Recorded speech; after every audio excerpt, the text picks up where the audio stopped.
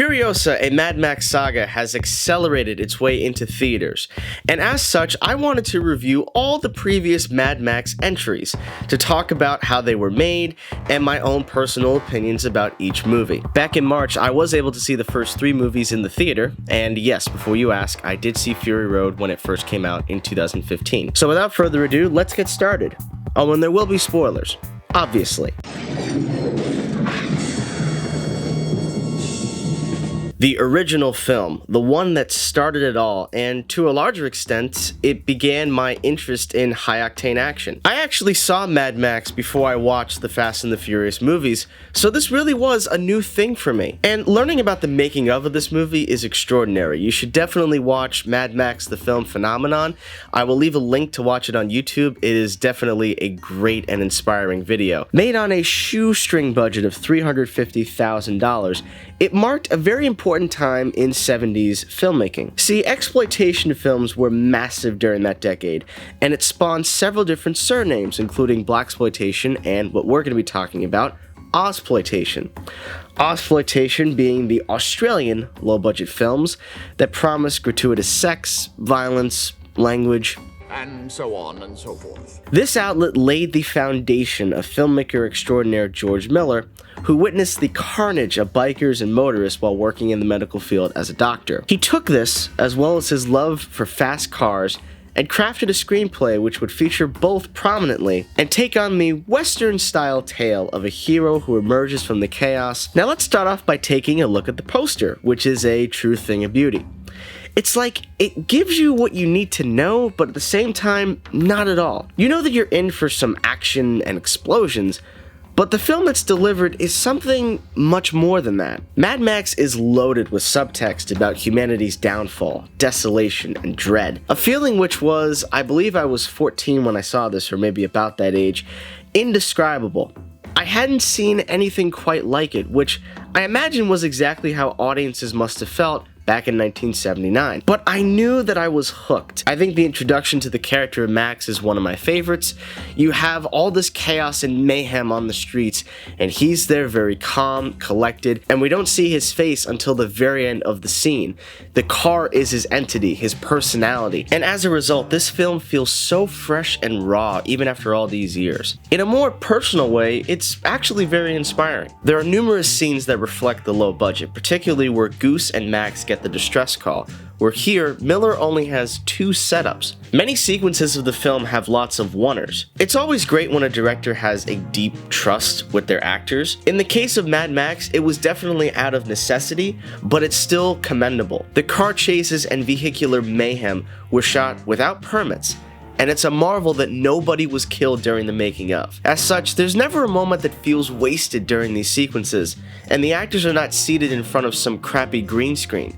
It's all happening practically. And just so you guys know, for each entry, I will be skipping around to different sections of the movie, so if you hear me jump from scene to scene without sort of like a narrative progression, you'll know why. But the scene I wanted to talk about is where the couple is terrorized after the introduction of the biker gang, and they proceed to destroy every single morsel of their vehicle in what I believed at the time was the most brutal, senseless scene I had ever watched. The barrage of sounds and scrapes, only to be cut off with the image of a crow.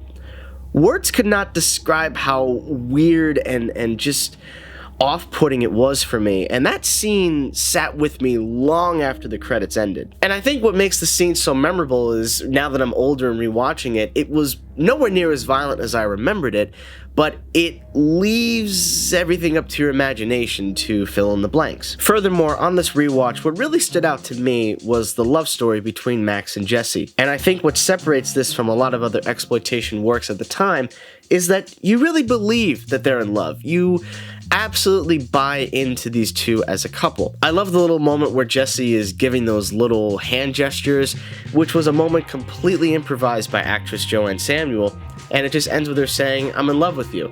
And that reverse shot smile of Max, it's just a great moment. It's a very uplifting, upbeat moment. And to a larger extent, what makes this movie work so well is that you buy into the character of Max, we understand who he is from the beginning, his desire to want to move on from that life, because if he stays with it, he will eventually become one of the crazies. And this film can be read as a metaphor for dying. Not just the environment, but for the character of Max himself. I know that on my first viewing, I remember saying to myself, when does he become mad? As it pretty much takes 95% of the film to get to that point. But it's all because of the effective buildup. And we know that there is a manic darkness just waiting to burst. That scene where he's with Goose and the repairman, and the repairman starts up the supercharger in the V8 Interceptor, and we just have this moment where Max just stares into the engine, feeling its seductive power, almost like it's a drug addiction. It's just phenomenal storytelling. Oh, and speaking of Goose, he is awesome. I know when people typically think of that name, they think of Top Gun, but for me, that is my Goose right there. The aftermath of the gang terror sequence where Goose has to essentially tame this woman who's frightened beyond belief is truly phenomenal, and it's all thanks to Steve Beasley's magnetic performance. Everything about their headquarters, or the halls of justice, is so scrappy and run down, you can really feel the world, and simply that word, justice, slipping irreparably here. Now, the film is not exactly perfect. There are definitely some issues throughout, and especially for a more modern audience that want everything explained to them and spoon-fed, there is this sort of lack of world building, which they definitely do improve upon come the sequels. There's never an explanation as to why the villain is named Toe Cutter. We don't see him collecting toes as a fetish, and he's never seen barefoot, so I don't get why he has the name. For the most part, the shoestring budget isn't really a problem, but 3 scenes really let it down. Firstly, there's the guy going through the door with the introduction to the bikers. And later on, when Jesse's relative holds the villains at gunpoint and she forces them into the farm door, she doesn't just slash their tires. It would have made a lot more sense for the getaway, but it's probably because they didn't have the money to just buy a whole bunch of new tires for the bikers. Toe Cutter's death as the result of being run over by a truck is a really interesting idea, but when you see the hood of the truck, it is so fake, it is pretty much atrocious. There's also this strange electronic noise that's done a couple of times in the movie. It's the weirdest when Goose puts together that Johnny Boy is one of the bad guys. I do think as I've gotten older, I've begun to appreciate this movie more for just how brisk its story is for 90 minutes, but also how well it's able to develop its main character and keep the world very interesting. And by the end of the movie, he has become Mad Max, and seeing that origin is always exciting, but it's done very well here, and the style of an exploitation film really works because you get to see the decay of human civilization. I'm giving Mad Max 1 an 8 out of 10.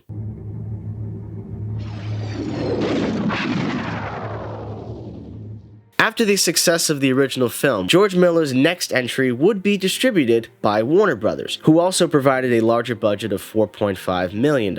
Mad Max 2 was branded as The Road Warrior for American audiences who may have been unfamiliar with the first film, which is kind of strange considering that it was a Guinness World Record film, but also the fact that Mel Gibson was not a huge name yet. So the focus on the trailer was more of the action than of its lead star. And this is an awesome trailer. You really get a taste of what you're gonna get for 95 straight minutes. A raw, primal, silent, yet explosive action thriller that takes its time getting everything set up. When you look at the film and it takes 30 minutes for the introduction to the main villain, Humongous, it's due to that fantastic setup that makes this scene intense every time I revisit the film.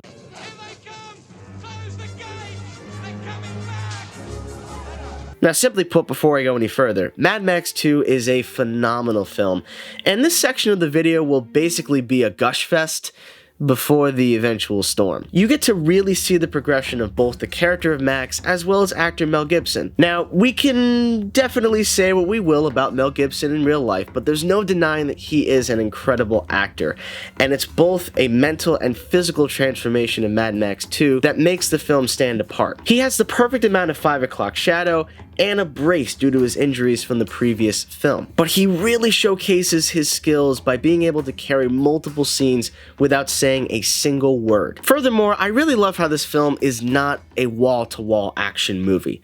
Miller wisely surrounds the action with pure visual storytelling, and much of that is thanks to Gibson's performance. And my favorite moment is right after the incredible opening scene, which I love. He picks up the music box and gives a hint of a smirk. A sliver of humanity still remains inside of him. Where the first movie was about dying, Mad Max 2 is like wandering through a living death. This film is told from the perspective of the feral kid, and as such, his view on Max and of the world can be heightened and exaggerated. It evokes the feeling of a campfire story without it feeling overly campy. Miller also allows the landscapes to further evoke the feeling of isolation and desolation without sacrificing the momentum of the narrative. It also succeeds in being a funnier film than the first.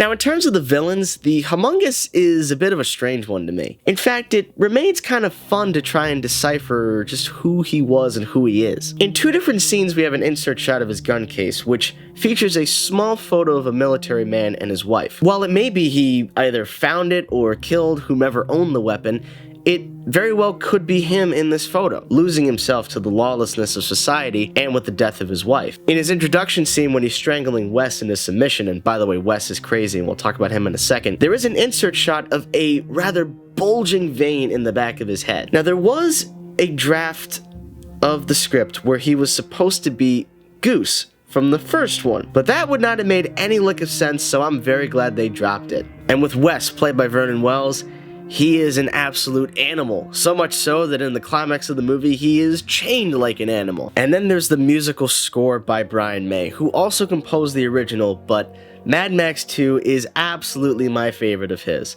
The way I feel when listening to his compositions reminds me not just why I love classic film, but why I seem to prefer watching them over a lot of newer films.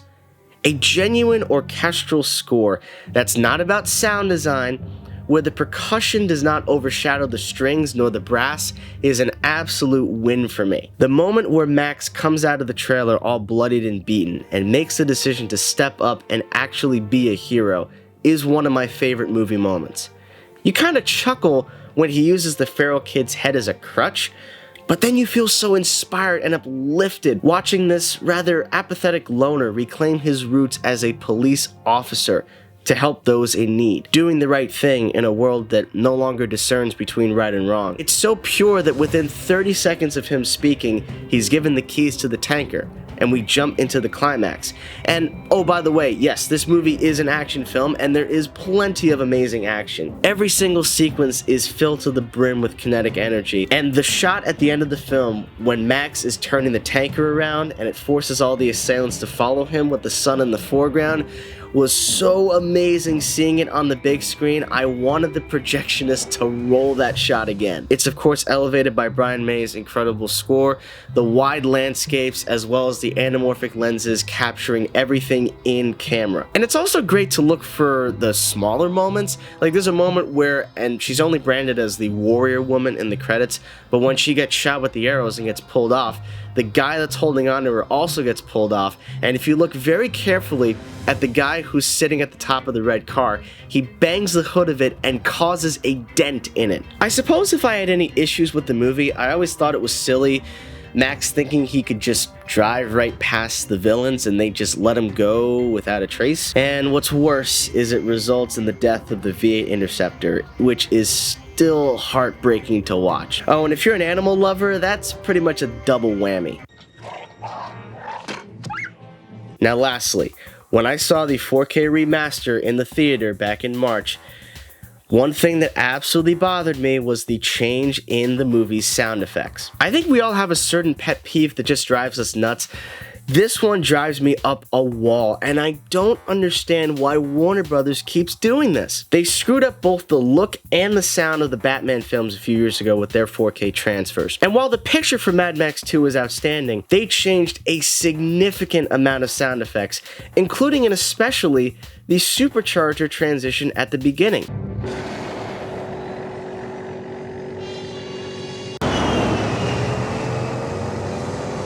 That is one of my favorite sounds, and I will never understand what was so wrong with it that it needed to be changed. It's like they're doing it and they're expecting us not to notice. And the worst part is the changes in the movie are inconsistent. If you're gonna do it, you gotta go all the way with it or don't do it at all. And that is my little rant at Warner Brothers, but this movie, the film itself, is still amazing. All these years later, I still love it. It's tension-filled, and it is raw, it is primal, it is savage. That is just part of its identity, and its practical effects will always age better than CGI, and I am so glad that this film exists in this world. I'm gonna give it a 9.5 out of 10. Alrighty, it's now come to this. Let's talk about the next one.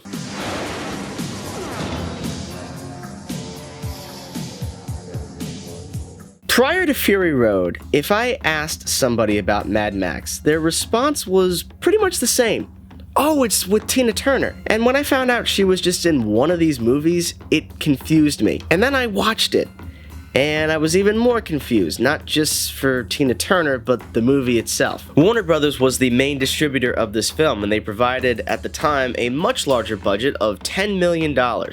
Boy, how times have changed. In sad news though, Byron Kennedy, who helped get the previous entries off the ground, was killed in 1983 when the helicopter he piloted crashed. This left Miller unsure if he could direct, and this film shares a directing credit to George Ogilvy. Now look, I understand that there are some people watching this who will say this is their first Mad Max movie, and this was their introduction to the character, and honestly, if that is the case with you, that is great, and I will not take anything away from you if that is the case. We all have different ways of being associated and or affiliated with the Mad Max series, and that's okay. That being said, for me, this is not what I'm here for. Thunderdome has its moments here and there, but at the end of the day, this is the worst one.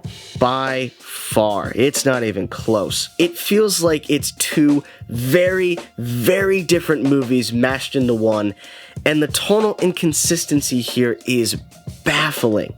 It's quite clear this was never supposed to be a Mad Max movie, but rather a Lost Boys style narrative, and they just threw in Max to be their proverbial savior, and then wrote the rest of the movie around that. George Miller himself actually confirmed this, so it's not just me speaking. Now, there are a lot of people who say that the first half of the movie is genuinely great, and I think people are a little bit generous when they say that it's truly great. There's some decent moments here and there. I think the introduction to Bartertown is interesting, seeing how society has progressed since the events of Mad Max 2, even though Max apparently carries around a radiation spectrometer. What's a little fallout, huh? The one thing that I can agree on is that the Thunderdome scene itself is great. There's genuine tension, the fanfare is terrific by Maurice Jarre, and the moderator who opens everything up is played perfectly. Dying times here. The best moment in the movie is Max's refusal to kill Blaster, and for some reason, people think this is a very ambiguous moment. They're kind of confused as to why he doesn't just finish him right there. I've always thought it was very black and white. He doesn't kill him because he realizes he's mentally challenged, and he still has humanity left in him. Oh, and he also was a police officer, and it's a great connection to the character in the first movie. If you meet Benno down there, don't let him trouble you. He's only a baby. But man, after that, it's all downhill from there. When they exile him, I said to myself sitting in the theater, man, the decent movie, it's being exiled with him right there. Apparently in Bartertown, gulag equals exile? And I was really trying, guys. I was. And at first I thought, you know, this movie, it's not as bad as I remembered it, because I thought the first half of the movie was atrocious, as well as the second half, and I thought, you know what, I think I was a bit tough on this. But the moment those kids show up, I just can't do it. So basically, Max wanders the desert, like Moses, and after a couple of days, his horse collapses, then there's a quicksand moment, and then he wanders a little bit further and then passes out. And out of nowhere, some kid shows up and drags him for about an hour, and all of a sudden there's mountains and water. And it brings up even more questions. Who are the ones that are procreating? Is the river there full of fresh water? If not, what do they drink? What do they eat? How do they eat? Where do they shit? I mean, the amount of excrement referenced and shown in this film, you'd think they'd have answered that one. And they've been waiting for a guy to pilot a plane that's gonna take them to freedom, even though they were free exactly where they were. This is so fucking stupid. Now, like I said, if this was your first Mad Max movie, I can understand some of the defenses people have given, but to me, this is just awful. The first two movies had their silly moments here and there, but this movie's silliness ranges on full-blown parody, like we're in a Naked Gun movie.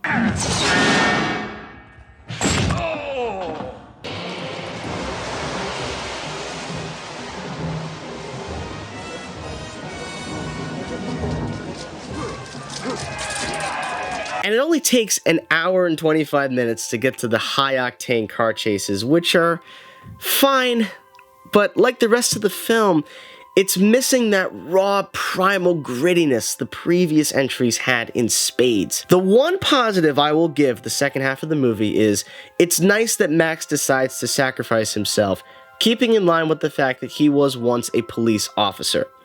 And it ties everything together narratively. He couldn't save his family, but was able to save another. And the final confrontation between he and Auntie is good. He's abandoned but still remains a legend. At the end of the day, if this was not called Mad Max, I'd probably be a bit more okay with it. There is some nice production design and some of the cinematography is nice, but then there are other moments where it just doesn't feel like a Mad Max movie or even a movie. It feels like scenes that you would eventually see in the Tina Turner music video that loosely was based on the movie. And look, I will state in regards to Tina Turner that it is very sad that she's no longer with us, and the song that ties to the movie is very good. And her performance in the movie is fine. It's nothing awful, but it's nothing amazing of any kind. It's more of an iconic role. And we learned so little about her that there's not really a lot to get behind other than she views Max as a survivor, just like she is. Thunderdome certainly has its moments, but when it gets to the second half, I just can't do it. I really tried with it, but when those kids show up, the movie just loses me completely. At the end of the day, I'm gonna give Thunderdome a 4 out of 10. Now, without further ado, let us move on to a much better film.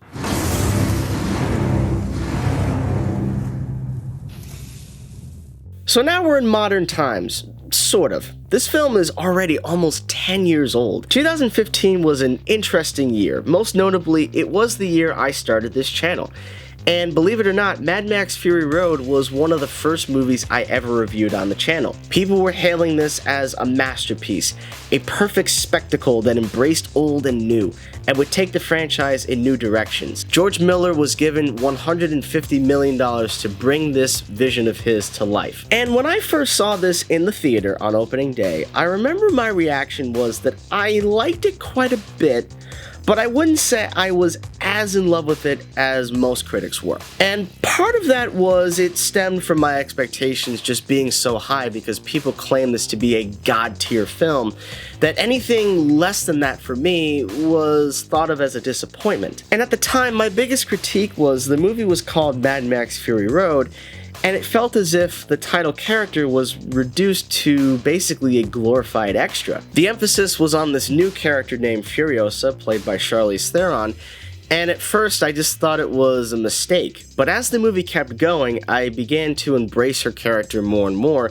to the point where I love Furiosa, and it's a big reason why I remain interested in seeing her origin, even though we know how it's going to end. As time has gone on, I've begun to appreciate and respect the film more, and I definitely see it a bit differently as an adult than I did when I was a teenager. Most notably is getting over the fact that Max is not the main character of the film, because even though he's not, he is an observer. He's somebody who witnesses the decay and downfall of civilization, just like he did in the original films. And the theme of redemption is something that both he and Furiosa want. So it really feels like it's their story. They're going through this journey together, and they're going to reach the conclusion of the story together. To talk about the action in this film is like describing how water is wet, so I'll be very brief here by saying they are brilliantly shot and edited. 70-year-old George Miller, who directed the original films, still directed this movie, and his wife Margaret Sixel, who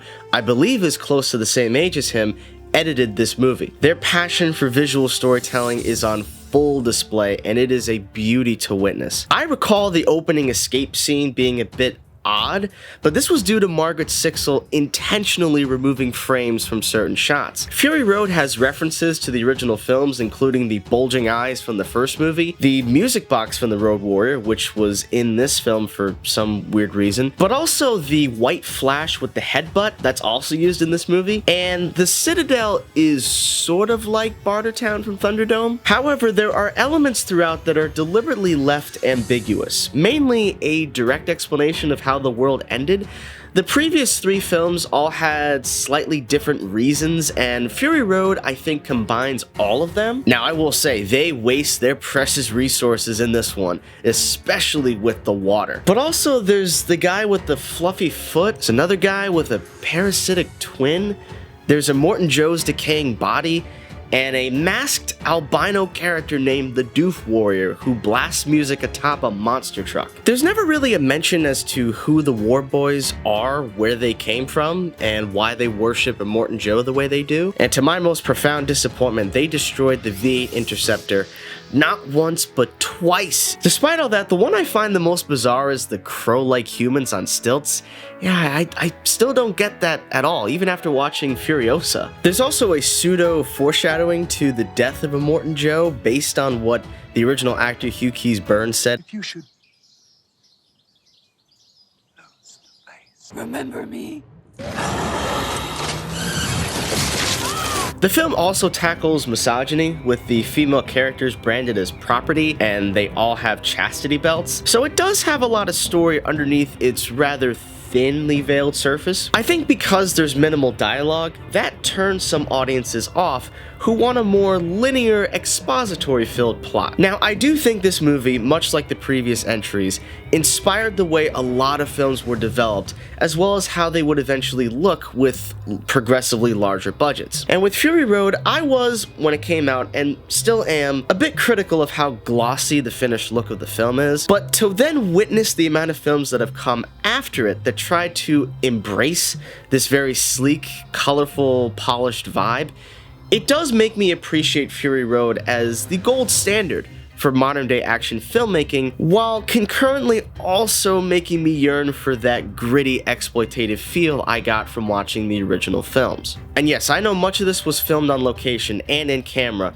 but the CGI has always been noticeable for me. Most notably is during the opening escape when Max opens the double doors to view the Citadel. It just looks unfinished. Now, I did learn that Miller only got to shoot this at the very last minute with a scrunched down budget, so I do have some sympathy for those moments, but the green screen insert shots during the finale chase really stand out. Overall, Mad Max Fury Road is a fantastic action film. There's no doubt about that. Even if you're not an action fan, you could be swept up in the relentless pursuit of both freedom and redemption. I think it all comes down to pure subjectivity with this point I'm gonna make, but if I had to choose between this and Mad Max 2, I would still say Mad Max 2 is the best entry. Sure, it had more primitive resources, but I think that's exactly why I prefer it. Fury Road is able to recapture the raw and brutal elements of its predecessors, but with a sleek, polished digital look that I personally am just not as crazy about. I know people will strongly disagree with my last point, and that's okay. We're all entitled to our own opinions, but let me make this perfectly clear. I am neither diminishing Fury Road's ambition nor its attributes. because it set out to be a relentless action thrill ride, and it succeeded wholeheartedly. I'm gonna give it a 9 out of 10. As I said at the beginning, Furiosa has accelerated its way into theaters. I do recommend you seeing it. I very much enjoyed the film. Please check out my social media pages, including my website, all in the description box below. Thank you very much for watching, and as always, stay tuned.